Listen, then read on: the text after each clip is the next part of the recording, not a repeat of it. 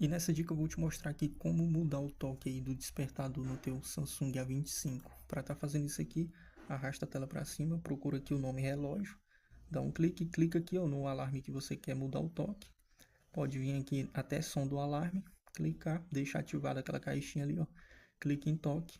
Aqui tem os toques aí pré-definidos que já vem no teu telefone, é só clicar em um dos toques aqui e escolher.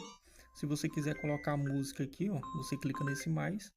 Tem as pastas aqui que você pode usar, ó, as faixas, os álbuns. Procura o toque ou a música que você quer, clica nela aqui, ó. Dá um clique, clique em OK e você já fez a alteração. Aí é só clicar em voltar e clicar aqui em salvar para configurar aí e salvar a configuração. Beleza? Deixa o like aí, se inscreve, tamo junto.